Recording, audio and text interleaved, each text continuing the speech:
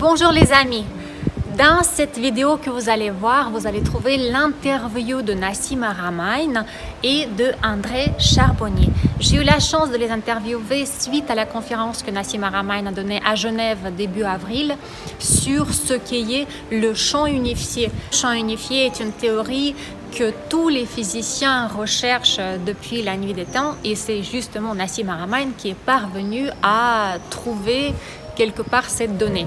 Et donc, suite à sa conférence, je l'ai demandé en interview et il a accepté avec beaucoup de gentillesse. André Charbonnier était présent aussi. André Charbonnier, comme vous le savez, c'est un enseignant français, enseignant en spiritualité, en psychologie, qui a élaboré la méthode qui porte son nom, la méthode Charbonnier. À un moment, vous allez voir que André Charbonnier est hors champ et dans ce moment-là, je mets sa photo et puis plus tard, il se retrouve devant la caméra et vous allez le voir avec Nassim Haramein. J'ai eu le plaisir d'interviewer ces deux hommes et le résultat de cette expérimentation, vous allez la trouver dans cette vidéo. Donc je vous la laisse découvrir et j'espère que vous aurez autant de plaisir que moi à les entendre parler, à discuter sur des choses essentielles de l'existence. Je vous souhaite un bon visionnage. Bonjour à tous, je suis Nadejda Charova. J'ai un immense plaisir aujourd'hui d'être en compagnie de Nassim Haramein. Bonjour Nassim. Bonjour. Nassim est physicien. On vous doit des avancées absolument phénoménales dans le domaine de la physique, pour ne pas dire des révolutions. Ce qui vous a amené à reformuler la théorie de champ unifié, la nature du vide, dans lequel le proton occupe une place centrale. Oui. Je voudrais axer cette interview sur l'humain, sur l'humain que nous sommes, parce que nous faisons expérience de ce qui est à partir de notre corps. Nous savons que notre corps est régi par la biologie. La biologie est prépondérante. Mais vous, en tant que physicien, en tant que chercheur, avec vos découvertes sur la nature du réel, comment vous définiriez un être humain ? Oh, ça c'est une grande question. c'est une grande question parce que la biologie c'est complexe, c'est très complexe. En fait, la biologie, elle s'explique mal dans les théories de physique standard parce que les théories de physique standard font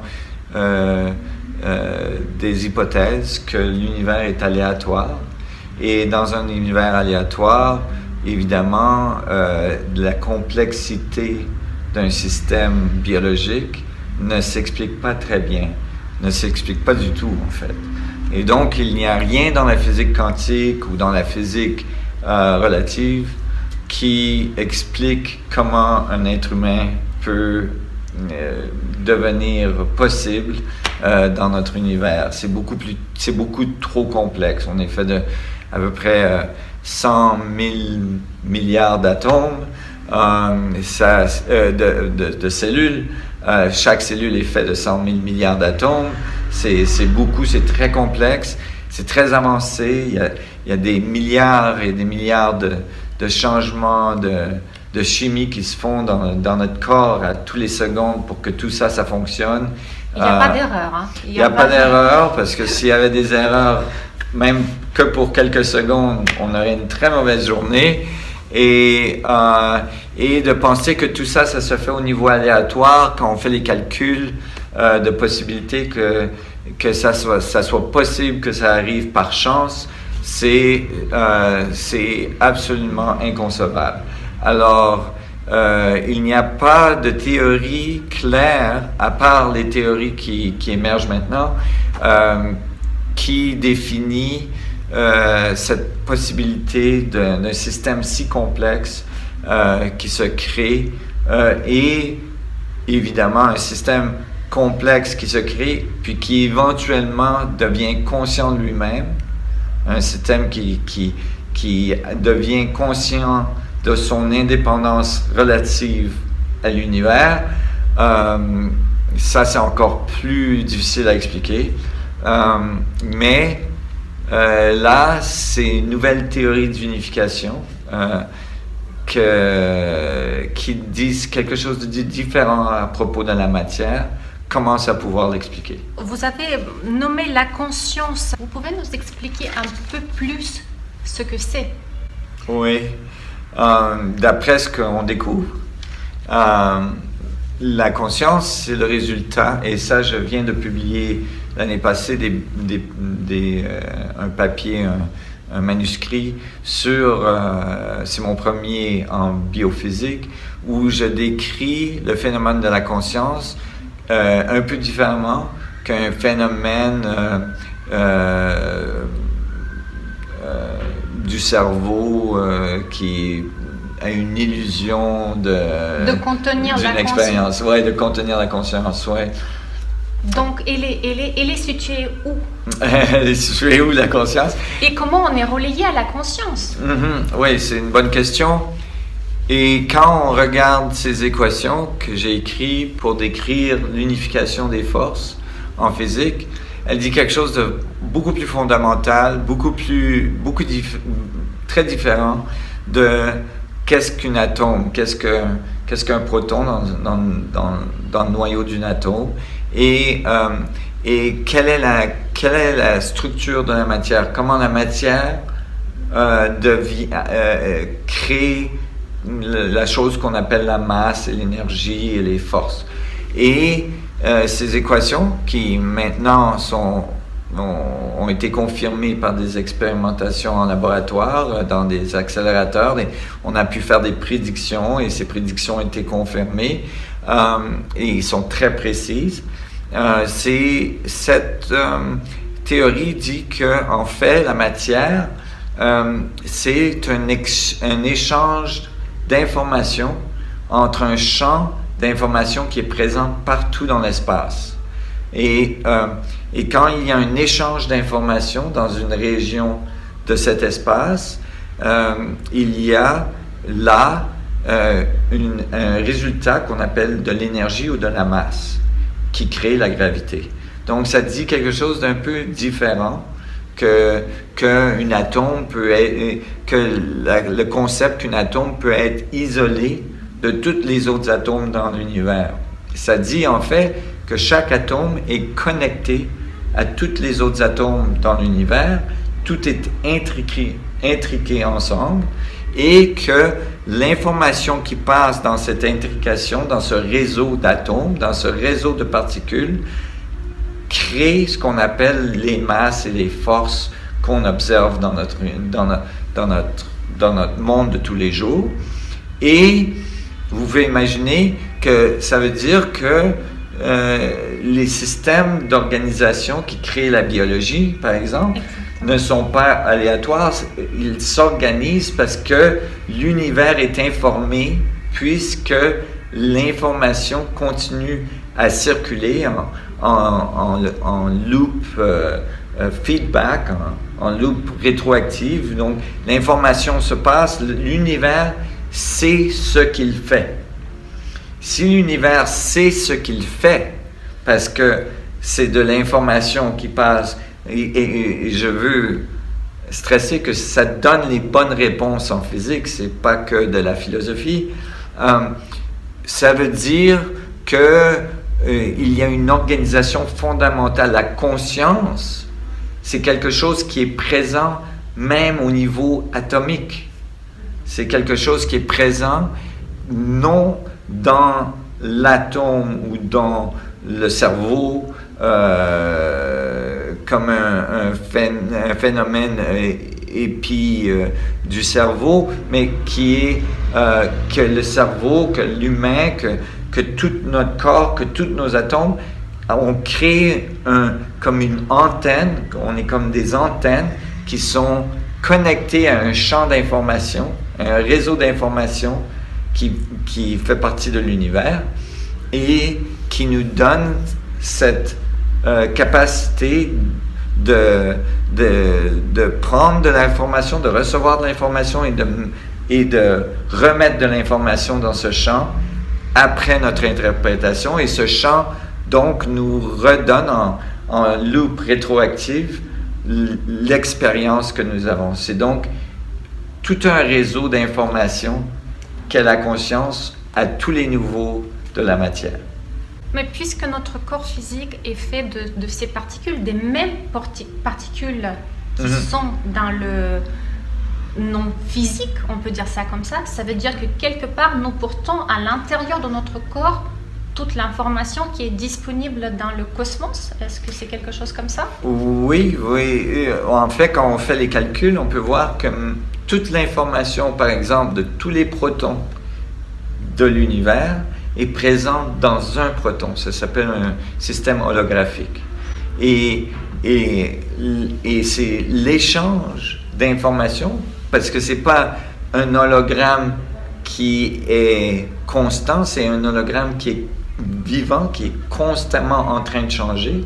Donc, à chaque billième de seconde, ça s'appelle une seconde de Planck, il y a tout le système apprend sur lui-même, et donc on fait partie d'un réseau universel. Donc, quand on interprète le champ d'information autour de nous, qu'on appelle la matière, qu'on appelle notre univers, on informe l'univers de notre observation, qui n'est pas la même de l'un à l'autre. Vous observez l'univers de votre angle d'observation, j'observe l'univers de mon angle d'observation. C'est pour ça qu'on est un peu différents, on n'a pas les mêmes empreintes digitales, on n'a pas les mêmes rétines dans des yeux, et donc, parce qu'on reçoit un peu d'informations différentes, quand on regarde la caméra, on la voit de différents angles, on obtient un peu d'informations différentes, donc on donne un peu d'informations différentes à l'univers. Après, le champ d'information nous donne une forme un peu différente, puisque dans la loupe de rétroaction, notre expression de l'univers littéralement imprime notre corps, imprime notre structure de façon un peu différente. Ce que j'aimerais comprendre, qu'est-ce qui fait qu'avec ces capacités absolument incroyables, extra-humaines, nous nous sentons quand même dans une certaine forme de limitation, ne serait-ce que sur le plan de psychologie, vous voyez, en fait, comme si on était déconnecté de notre plan potentiel. Qu'est-ce qui fait qu'il y a cette déconnexion? Qu'est-ce qui fait qu'il y a cet rapetissement, en fait, de conscience humaine, en tous les cas? C'est une illusion optique. C'est une illusion optique. Oui, mais pas seulement optique, c'est une illusion sensorielle. C'est-à-dire qu'on assume que parce que vous êtes là et moi je suis ici, parce que l'arbre de l'autre côté de la rivière ou du lac de Léman, il est là-bas et moi je suis ici, qu'il n'y a pas de connexion entre toutes ces choses. Mais quand on regarde la nature, on voit des connexions partout, c'est-à-dire toutes les choses sont dépendantes sur les autres choses. Et aussi en laboratoire, quand on voit les particules qui sont intriquées, on sait qu'ils peuvent être à des distances infinies et continuer à être intriqués, que quand on change cette particule, l'autre change instantanément de l'autre côté de l'univers. Et on sait que ça arrive à des vitesses plus vite que la vitesse de la lumière, puisque c'est instantané, même si les distances sont très, très grandes. Et ça, ces expérimentations-là, on les a reproduites depuis très longtemps en laboratoire et on les a fait sur des très grandes distances. Et on sait que c'est instantané. Alors, on le voit, même au niveau quantique, que les choses peuvent être intriquées. Mais on a fait des conclusions pas nécessairement claires là-dessus. Par exemple, on assume qu'il y a des particules qui sont intriquées et qu'il y a des particules qui ne le sont pas. Mais ça, c'est parce que les particules qui sont intriquées, c'est ceux qu'on produit dans le laboratoire et où on peut mesurer les deux particules. Alors que quand on change celle-là, on peut mesurer le changement qui arrive sur l'autre. Mais imaginez que cette particule au bout de mon doigt, elle est intriquée avec une autre particule de l'autre côté de l'univers. Quand je change celle-là, je ne me rends pas compte que je change quelque chose de l'autre côté de l'univers. Et de là vient notre impression que ce qu'on fait, ça n'a pas beaucoup d'influence, notre cercle d'influence est très petit, que peut-être on est rien dans l'univers, on est très petit, on n'a pas beaucoup d'impact, que ça fait pas grand-chose. Si on coupe tous les arbres ici, c'est pas grave, il y a d'autres arbres là-bas. Et ce sentiment qu'on peut faire un peu n'importe quoi et que ça n'a pas vraiment de conséquences. Mais donc, si on coupe les arbres aussi, c'est forcément, donc, quelque part, il y a aussi les arbres qui vont tomber, puisque tout est connecté, c'est-à-dire c'est... Exactement, on le voit dans la nature, on le voit dans l'environnement maintenant, qu'on a fait des grands dommages sur notre environnement. On voit que les forêts, par exemple, en Amérique du Sud, si on les rase, ça a des impacts sur l'environnement, ça a des impacts sur les systèmes de météo, tout ça, ça a des impacts sur les niveaux d'oxygène, et ça, c'est un impact global. Donc, tout est relié, tout est connecté à des niveaux très profonds, au niveau même atomique, et de réaliser ça, de réaliser notre potentiel. C'est ça la prochaine épreuve. En fait, il nous faudrait changer complètement la forme de notre pensée et l'habitude de penser. Oui. Quelque part, on ne peut pas émettre des pensées négatives ou des souhaits qui ne vont pas vers la vie. Oui, toutes nos actions, toutes nos pensées. Et je pense que le premier pas, c'est de réaliser, premièrement, la matière, c'est fait de 99,99999% d'espace. Cet espace n'est pas vide, il est plein d'énergie, ça on le sait au niveau quantique. Et en fait, maintenant on découvre au niveau quantique, pas juste moi, beaucoup d'autres physiciens trouvent que cette énergie au niveau quantique, elle peut décrire en fait d'informations, et donc de réaliser qu'on est dans un champ d'information et qu'on échange de l'information avec ce champ. On l'appelle la matière. Et quand on agit sur la matière, quand on agit sur nous, quand on pense des pensées, quand on fait des choses, on a une influence sur...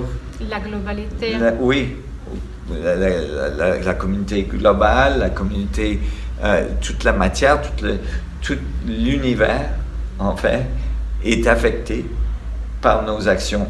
Maintenant, évidemment, on est très petit en relation avec l'univers. C'est pas juste nous qui avons toutes les choses, ont un impact dans l'univers, mais c'est là qu'on se rend compte qu'enfin, on est dans le milieu d'une danse avec cette structure universelle, et que si on est attentif, cette structure universelle, elle nous informe. Il y a de l'information, il y a de l'information presque à l'infini dans notre potentiel atomique, même dans notre corps, et qu'on peut y avoir accès. Justement, comment faire l'expérience de l'accès? Parce que le savoir sur le plan du mental, sur le plan de la compréhension, c'est une chose, et c'est très bien de se dire qu'une autre réalité est possible. Mais comment vraiment en faire l'expérience pour dire, mais c'est vraiment ça?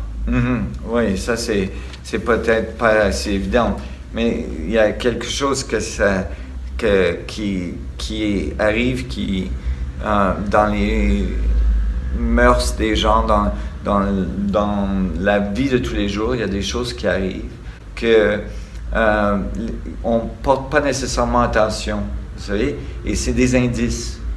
Par exemple, vous pensez à quelqu'un, et tout d'un coup, cette personne vous envoie un texte ou elle vous appelle. Vous arrivez quelque part que vous n'avez jamais été, mais ça vous semble comme un endroit que vous avez déjà été, un endroit familier. Hein? Vous avez, par exemple, ce que les gens appellent des déjà-vus.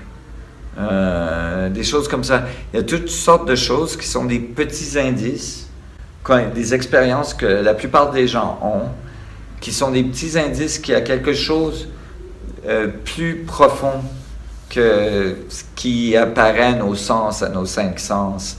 Et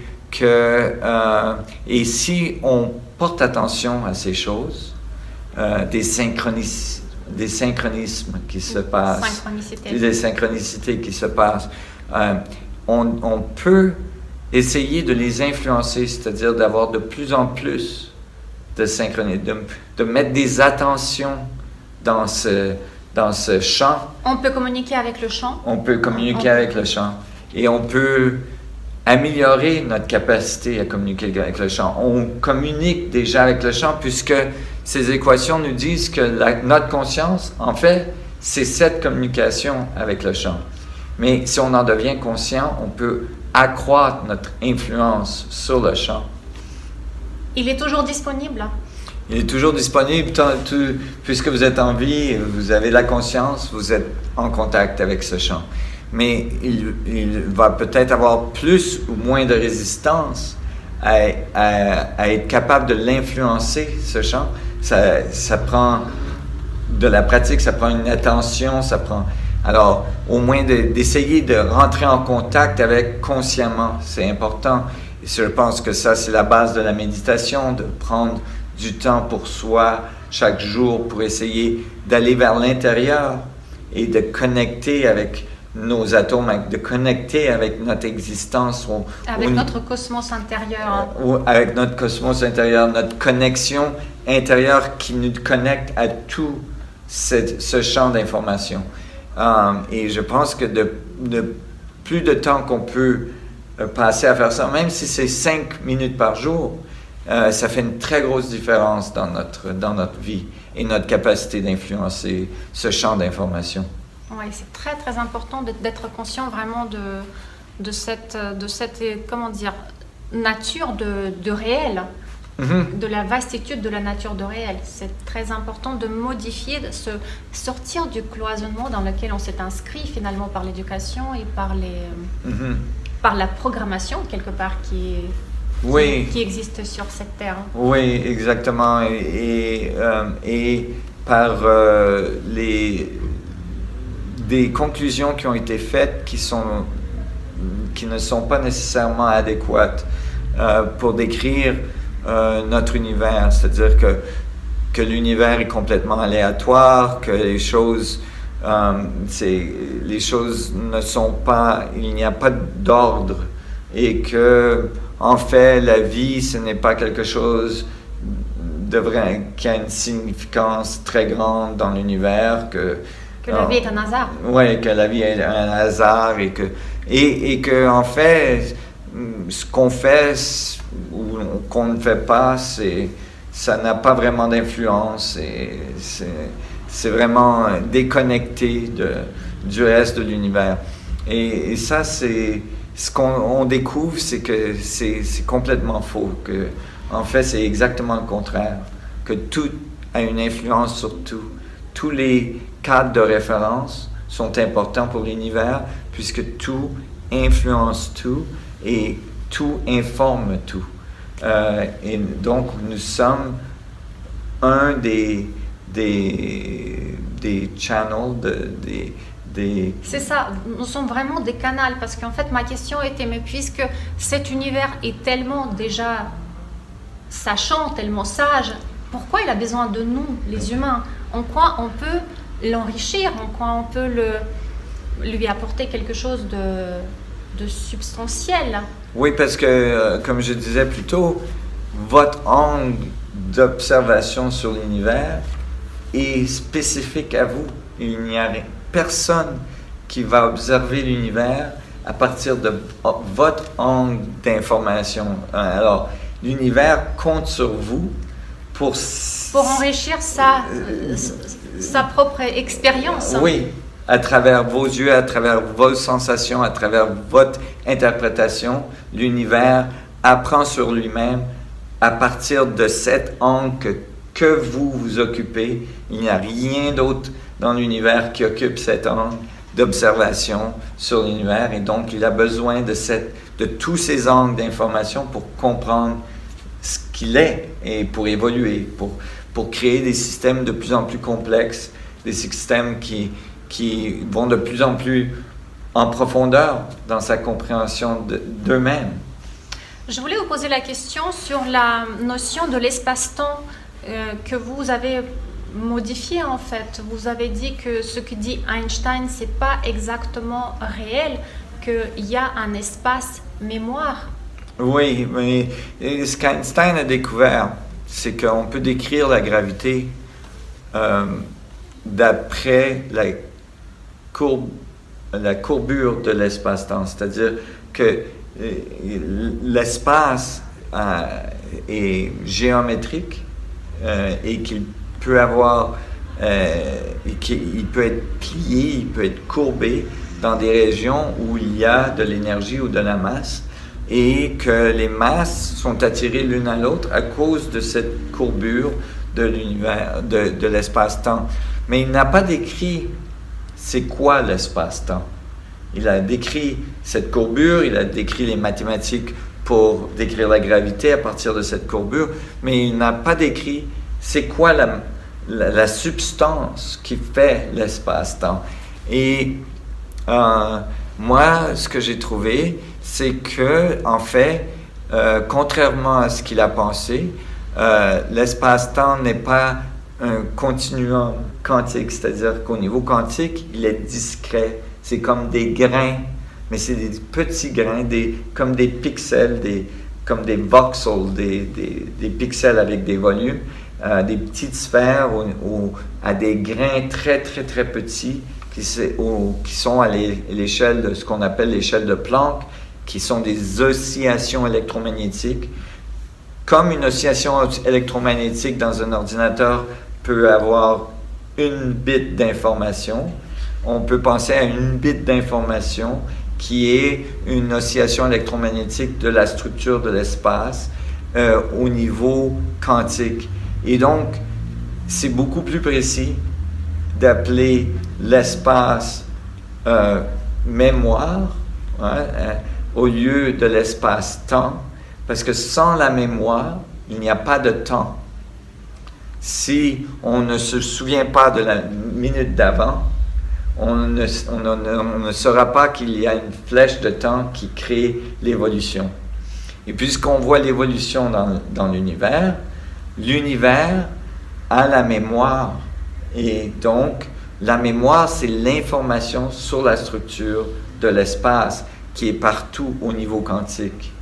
Et notre mémoire, on ne la trouve pas dans notre cerveau parce qu'on est connecté comme une antenne à ce champ d'information qui a toutes les mémoires dedans, comme le disque dur de l'univers. Et nous sommes la mémoire active de l'univers et on prend la mémoire sur cette disque dur holographique qui nous donne accès à toutes ces mémoires au niveau de l'univers. Et alors, où est situé le mental dans ce cas-là?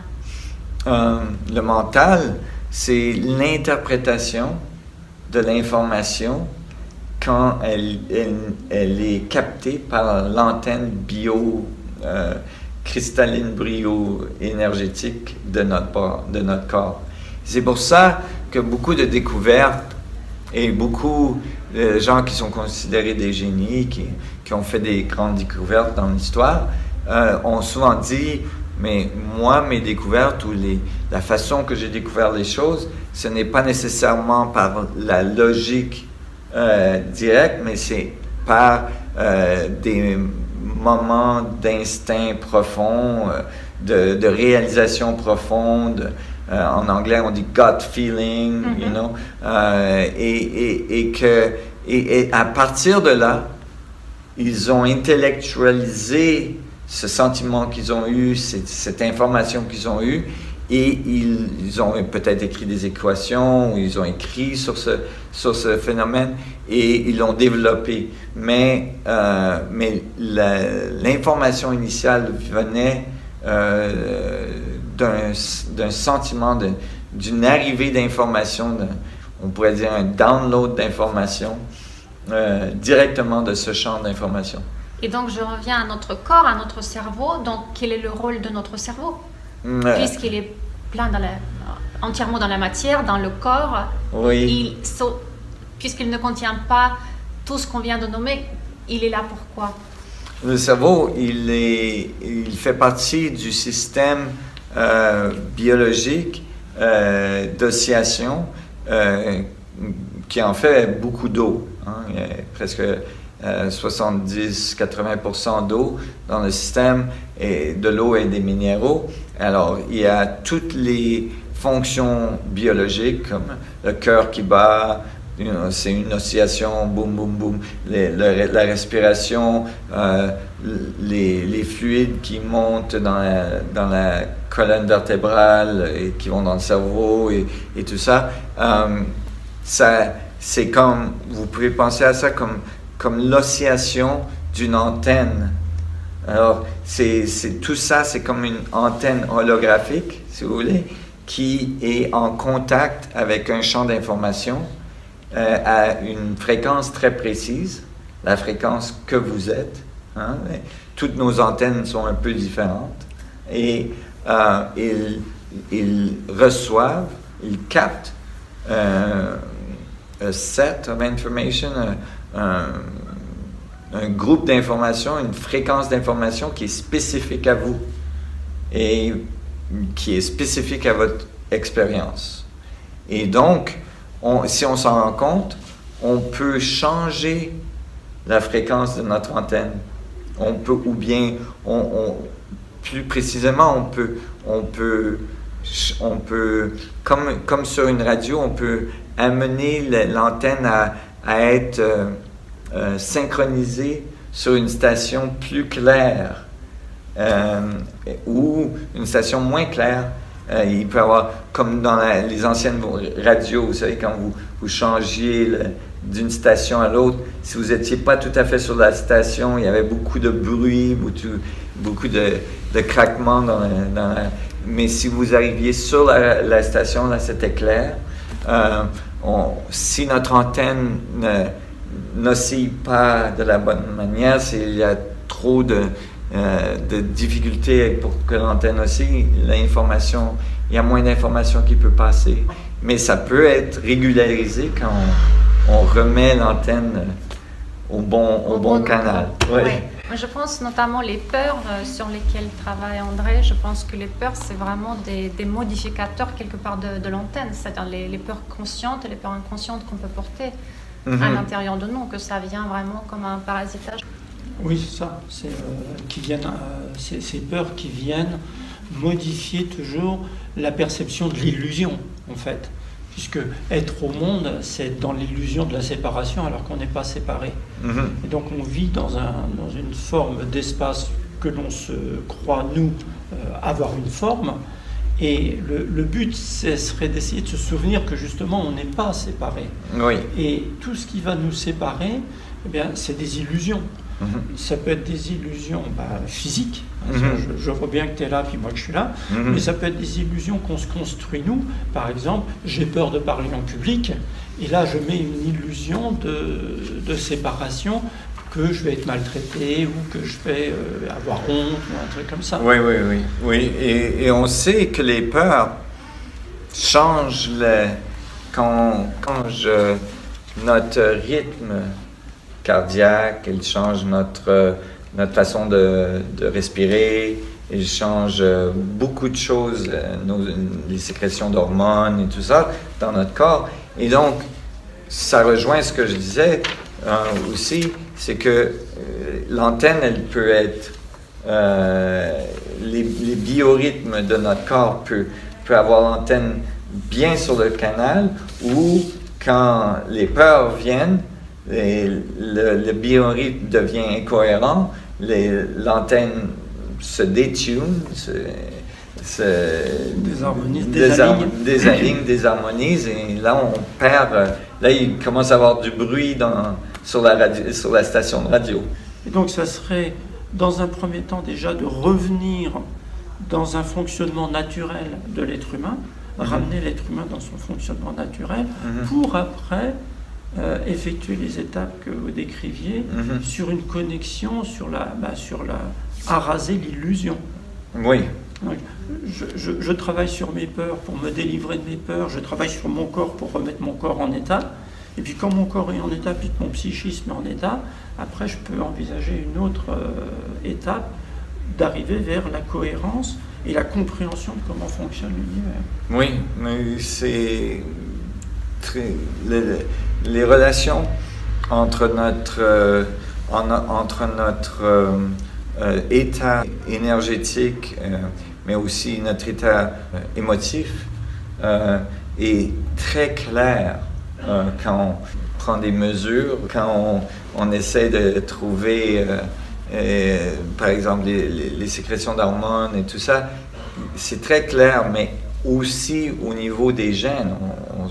Et maintenant, la science épigénétique nous montre très clairement que notre état émotif a un impact direct sur nos gènes à un niveau très profond, où on pensait que les gènes ne pouvaient pas être modifiés, qu'on était né avec une certaine configuration et qu'on restait avec.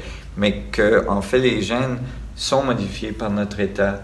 Et notre état émotionnel est fondamental à cette modification. Et donc, on peut voir qu'il y a un changement très spécifique quand les peurs viennent. Et comme vous disiez, ces peurs sont toujours reliées à un sens d'isolation, à un sens de séparation, à un sens qu'il y a quelqu'un qui nous fait quelque chose ou qu'on ne réussira pas à faire quelque chose et qu'on est isolé du reste et qu'on est séparé. Alors qu'il y a toutes les preuves maintenant pour conclure qu'en fait, on ne peut jamais être séparé, que tout est connecté à un niveau très profond, à un niveau atomique même, et que en fait l'univers est tout là en train de nous encourager, et le fait c'est que on est fait d'une complexité incroyable et que c'est vraiment un miracle à chaque seconde qu'on vit, et que à partir de ça, je pense qu'on peut avoir ce sens de gratitude, ce sens d'empathie avec toutes les choses. Et ça nous ouvre et ça nous aide à transcender ces peurs d'isolation. Oui, c'est vraiment ça. Oui, c'est vraiment ça. Est-ce qu'il n'y aurait pas justement à propos de ça, une histoire de frontière? Moi, je vois les choses, je ne sais pas comment vous voyez ça, où mon mental croit qu'il y a une frontière entre nous, alors que en fait, il n'y en a pas, mais c'est mon mental qui la crée pour pouvoir exister. Il y a une frontière dans la matière, puisque tout est énergie. Si tout est énergie, le fauteuil, c'est aussi de l'énergie. Il y a donc une frontière entre le moment où c'est de l'énergie, puis à un moment donné, c'est plus densifié. Là, à cet endroit-là, il y a une frontière. Est-ce qu'on la mesure en physique, cette frontière? Non, mais justement, on ne la trouve pas. C'est-à-dire qu'on voit... les gens pensent que la matière est faite de particules. Mais quand on analyse vraiment en physique quantique, c'est quoi une particule? Tout ce qu'on trouve, c'est une délimitation dans l'espace. Une délimitation qui est faite d'un champ électrostatique, et un champ électromagnétique et donc, tout ce qu'on peut vous dire à propos de la matière, c'est qu'il y a des champs électromagnétiques qui interagissent, qui donnent l'apparence qu'il y a l'espace et qu'il y a de la matière. Et alors qu'en fait, si on regarde très près, ce qu'on réalise, c'est qu'il y a l'espace et il y a de l'espace plus dense. Ou il y a de l'espace avec des champs électrostatiques qui sont qui se cognent, qui sont une espèce de cohérence. Oui, c'est ça. Et où à d'autres endroits, il n'y a pas ces délimitations. Hein? Alors on dit il y a une particule. Par exemple, quand on regarde la particule du proton ou d'un électron, tout ce qu'on peut dire à propos de cet endroit, c'est qu'il y a un volume, dans le cas du proton, qui a un champ électrostatique plus dense. Donc en fait, ce qu'on mesure, c'est une pulsation. Oui, une oscillation. Une oscillation. De l'espace. Et on se dit, s'il y a une oscillation, c'est qu'il y a quelque chose. Il y a quelque chose là. Mais on ne voit pas, les gens s'imaginent qu'il y a des boules de billard, oui, comme, ou s'ils sont dans le sud de la France, ça peut être des boules de pétanque. Mais, en fait, quand on est vraiment précis sur ce qu'on voit, ce n'est pas du tout ça. Tout ce qu'on voit, c'est des délimitations faites par des champs électrostatiques, des champs électromagnétiques dans la structure de l'espace. Et donc, et puisque la matière, comme résultat, ce qui n'est pas le champ électrostatique, c'est 99,9999999% d'espace. Ce qu'on appelle la réalité, c'est de l'espace délimité. Hein? Et c'est ça qui nous donne l'impression qu'il y a une séparation. Alors qu'il n'y en a pas. C'est un peu comme si les poissons dans l'eau ne réalisaient pas qu'il y a de l'eau. C'est ça. Parce qu'il y a de l'eau partout. Alors, il n'y a pas d'endroit où ils ont l'impression qu'il n'y a pas d'eau, alors ils ne savent pas qu'il y a de l'eau partout. Et là, s'il y a un vortex dans l'eau ici, ce vortex, ça donne une structure qui apparaît séparée. Parce qu'ils ne savent pas qu'il y a de l'eau entre eux et ce vortex. Hein? Alors, ils voient le vortex et ils pensent, moi je suis ici, et le vortex, il est là, il n'y a rien qui nous connecte. Mais, en fait, c'est l'eau qui fait le vortex. Et c'est là que la différence, ce qu'on commence à découvrir en physique, et pas juste dans mes théories, dans les théories, d'autres théories qui sont écrites par des très grands physiciens un peu partout, c'est que, en fait, il n'y a pas une séparation comme ça entre l'espace et le matériel. Et ça, c'est quelque chose qu'Einstein avait dit lui-même. Il a fait très clairement des déclarations qu'un objet, c'est une extension de l'espace. Mm-hmm. Ouais. Ce n'est pas un objet indépendant de l'espace, c'est une extension de l'espace. Et donc, ça nous donne un sens de la réalité beaucoup plus différent. Ouais. Oui. Et alors, si c'est pas l'espace-temps, mais l'espace-mémoire, si on pouvait visualiser cette idée de séparation à l'univers lui-même, si on pouvait l'appliquer à l'univers lui-même, je ne sais pas ce que vous en pensez, mais moi, je ne sais pas comment le dire autrement, que j'ai toujours une intuition que ce qui faisait les frontières de l'univers, c'était d'un côté le soi-disant Big Bang, vers le haut, si je puis dire, et puis vers le bas, le zéro absolu. Ce n'est pas évident comment cette expansion est arrivée. Premièrement, il y a une expansion dramatique, des milliards de fois plus vite que la lumière, qui est arrivée tout de suite après le Big Bang, dans la première seconde du Big Bang, et qui a fait la grandeur de l'univers presque en entier, instantanément. Presque instantanément. Et ça, c'est pas bien adressé en physique, c'est pas bien décrit en physique. La théorie du Big Bang n'est probablement pas complète du tout. Et elle n'explique pas d'où vient l'énergie pour créer le bang, pour créer la matière, pour créer l'espace dans l'univers. Et donc, il y a quelque chose de plus fondamental qu'on découvre en ce moment. Et c'est je reviens à ce champ d'information. Ce champ d'information, il est ça s'appelle Zero Point Energy, l'énergie 0.0, et parce qu'il est au niveau des 0 Kelvin. D'accord. Et donc, le 0 Kelvin, il est partout à ce niveau de l'information. Et ça montre que même à absolu zéro, ouais. il y a encore des oscillations. Ah oui, alors que je croyais, moi, justement, que le zéro absolu, il n'y avait plus de vie, alors que la vie était mouvement. Oui. Et là, on découvre que le zéro absolu, il y a du mouvement quand même. Il y a du mouvement quand même. Et quand Einstein a essayé de calculer combien de mouvements il y a, même au zéro absolu, il a trouvé que c'était énorme. C'était énorme. Et donc, cette énergie, Zero Point Energy, ou cette énergie du vide, qui est appelée de cette façon en physique, ce n'est pas une petite énergie, c'est une très grande énergie.